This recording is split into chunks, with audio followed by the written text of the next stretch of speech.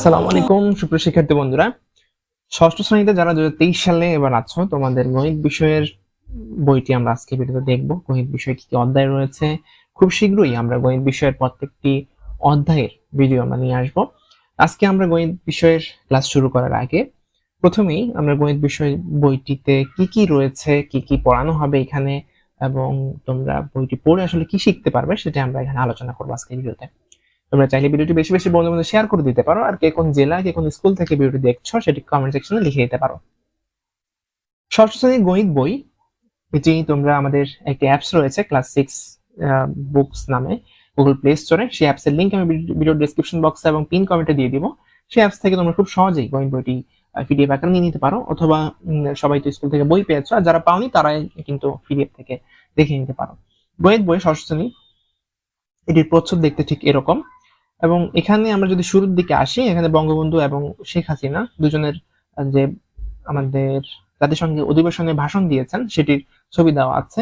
নিচের দিকে আসলে ষষ্ঠ শ্রেণীর যে বইটি, সেখানে দেওয়া আছে যে প্রসঙ্গ কথা আছে, তারপর শিক্ষার্থীদের উদ্দেশ্যে একটি মুখবন্ধ রয়েছে, তোমাদেরকে জানানো হয়েছে যেখানে আসলে কি কি করা হবে। বলা হচ্ছে যে এই পাঠ্যপুস্তকটি গণিতের সকল ভয় দূর করে তোমাদেরকে দৈনন্দিন জীবনে গণিত ব্যবহারে আরো বেশি উৎসাহী ও কৌতূহলী করে তুলবে। সূচিপত্রে আসি, প্রথম যেই অধ্যায়টি রয়েছে সংখ্যার গল্প। এই যে 1 থেকে 19 পৃষ্ঠা পর্যন্ত রয়েছে, সংখ্যা নিয়ে বিভিন্ন গল্প করা হচ্ছে। এখানে সংখ্যাকে মজার ছলে আসলে শেখানো হচ্ছে, যাতে তোমরা সংখ্যা সম্পর্কিত কোনো ভয় তোমাদের মধ্যে আর না থাকে। তারপর রয়েছে দ্বিমাত্রিক বস্তুর গল্প, যার 2টি মাত্রা আছে সেরকম বস্তু নিয়ে এখানে আলোচনা করা হয়েছে। তারপর রয়েছে তথ্য অনুসন্ধান ও বিশ্লেষণ। তারপর রয়েছে মৌলিক উৎপাদকের গাছ। তারপরে যে অধ্যায়টি রয়েছে পঞ্চম অধ্যায় দৈর্ঘ্যমাপী।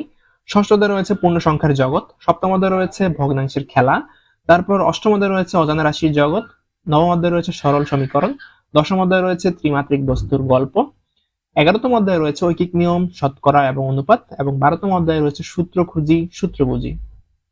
আমরা যদি একটা একটা করে অধ্যায় দেখি, প্রথম অধ্যায় সংখ্যার গল্প। এখানে বেশ কিছু সংখ্যা নিয়ে আলোচনা করা হয়েছে। আমরা ধীরে ধীরে প্রত্যেকটি অধ্যায়ের যত সমাধান আছে সেগুলো আমরা করব, কোথায় কি ভাবে আমরা শিখতে পারি সেটা আমরা দেখব। তারপর এখানে খুব মজার জিনিস হচ্ছে পাজল দেওয়া আছে। তোমরা জানো যে পত্রিকায় আমরা পাজল দেখতে পারি, সেই পাজল কিন্তু এখন আমাদের বইতে চলে এসেছে, সেটা আমরা এখান থেকে শিখতে পারবো। তারপর আমরা কি কি শিখতে পারবো সেটা আমরা দেখি। সংখ্যা রেখার মাধ্যমে গুণ, বিভাজ্যতা শিখতে পারবো, মজার ছলে ছলে আমরা বিভাজ্যতা শিখবো।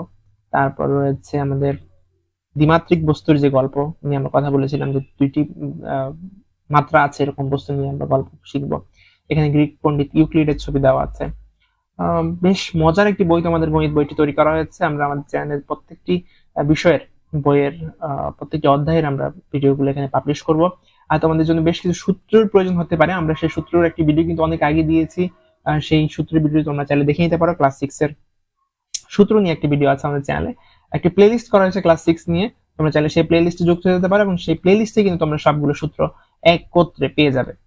এবং এখানে সূত্র খুঁজি, সূত্র বুঝি, মানে সূত্রগুলো আসলে কিভাবে তৈরি হয়, গণিতের নিয়ম কি, আসলে কোন নিয়মে আসলে গণিত চলে। গণিত কিন্তু একটা নিয়ম ফলো করে, একটা রুলস ফলো করে, যে এই পাথ হয়ে দিয়ে তোমাকে যেতে হবে, এই রুলস অনুসারে যেতে হবে। সেই রুলসটা আসলে কিভাবে তৈরি হয়েছে সেটা নিয়ে এখানে আলোচনা করা হয়েছে। আমরা যখন অধ্যায় ভিত্তিক পড়াশোনা শুরু করবো তখনই আমরা বিস্তারিত আলোচনা করবো এগুলো নিয়ে। আশা করছি তোমাদের গণিত বইটি ভালো লেগেছে। যারা বইটি ডাউনলোড করতে চাও তারা এইটার ডেসক্রিপশন বক্সে, ভিডিও ডেসক্রিপশন বক্সে অথবা পিন কমেন্টে একটি লিংক পাবে গুগল প্লে স্টোরের। সেই গুগল প্লে স্টোরে সেই অ্যাপসটি তোমরা ইনস্টল করে খুব সহজেই সকল বইয়ের পিডিএফ তোমরা মোবাইল থেকে পড়তে পারবে। ধন্যবাদ সবাইকে এতক্ষণ ভিডিওটি দেখার জন্য। আর ভিডিওটি বেশি বেশি বন্ধুদের শেয়ার করে দাও, যাতে তোমার বন্ধুরা দেখলে উপকৃত হতে পারে।